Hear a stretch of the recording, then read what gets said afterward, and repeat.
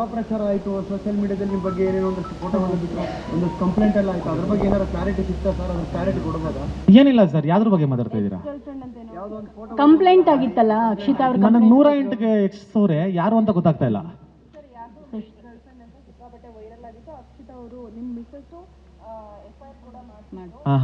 So ಅದು ಮತ್ತೆ FIR renewal ಸಹ ಆಗಿತ್ತು. ಐ ಥಿಂಕ್ ಜಾನ್ 16th ಅಂತ ಅನ್ಸುತ್ತೆ. ಸೊ ಏನ್ ಹೇಳ್ತೀರಾ ಇದ್ರ ಬಗ್ಗೆ? ಅವರಂತೂ ಕ್ಲಾರಿಫಿಕೇಶನ್ ಕೊಟ್ಟಿಲ್ಲ ನಿಮ್ಮ ಮಿಸ್ಸಸ್. ನೀವು ಬಂದ ಮೇಲೆ ಕ್ಲಾರಿಫಿಕೇಶನ್ ಕೊಡ್ತೀನಿ ಅಂತ ಅಂದ್ರು ನಾವು ಕೇಳಿದಾಗ.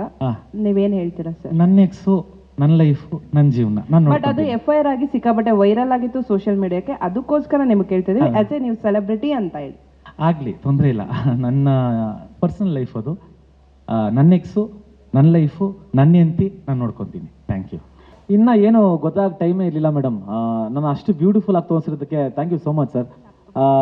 ಬಟ್ ಆದರೆ ಅದೇ ಆಚೆ ಬಂದಿದ ತಕ್ಷಣ ನಾನು ತುಂಬ ಅರ್ಜೆಂಟಾಗಿ ಪಾರ್ಟಿ ಮಾಡಬೇಕಾಗಿತ್ತು. ಅದನ್ನು ಮುಗಿಸ್ಕೊಂಡೆ. ಇನ್ನು ನೆಕ್ಸ್ಟ್ ಅದ್ರ ಬಗ್ಗೆ ಅದು ತುಂಬ ಖುಷಿ ಇದೆ ಮೇಡಮ್. ನಾನು ಆ್ಯಕ್ಚುಲಿ ಕೇಳಿದ್ದು ಒಂದು ನಾರ್ಮಲ್ ಜಾಕೆಟು ಸರ್ನ. ಈ ಥರ ನನಗೆ ಆ ಜಾಕೆಟ್ ಮೇಲೆ ತುಂಬ ಇಷ್ಟ ಆಗಿತ್ತು. ಆ ಜಾಕೆಟ್ನ ಕೇಳಿದ್ದೆ. ಬಿಗ್ ಬಾಸ್ ಮೇಲೆ ಇನ್ನೇನು ಆಸೆ ಇರಲಿಲ್ಲ ನನಗೆ. ಇನ್ನೊಂದು ವಾರ ಇತ್ತು ಈ ಚಿಕನ್ನು ಮಟನ್ನು ತಿನ್ನಬೇಕು ಅಂತ ಏನೂ ಆಸೆ ಇರಲಿಲ್ಲ. ಯಾಕಂದರೆ ನಮಗೆ ತುಂಬ ಆಸೆಗಳಿತ್ತು. ಬಟ್ ಆದರೆ ಒಂದೇ ವಾರ ಇತ್ತಲ್ಲ, ಇನ್ನೇನು ಆಸೆಗಳು ಇರಲಿಲ್ಲ ನಮಗೆ. ಸೊ ಅದಕ್ಕೇ ಸುದೀಪ್ ಸರ್ ಹತ್ರ ಜಾಕೆಟ್ ಕೇಳಿಬಿಡೋಣ ಅಂತ ಇತ್ತು. ಬಟ್ ಆದರೆ ಅದನ್ನು ನಿನ್ನೆ ನನಗೆ ಗೊತ್ತಾಗಿದ್ದ ವಿಷಯ ಏನು ಅಂದರೆ, ಅದನ್ನು ಆ ಜಾಕೆಟ್ನ ಮಾಡೋಕ್ಕೆ 1.5 ತಿಂಗಳಾಗಿದೆ. ಆಮೇಲೆ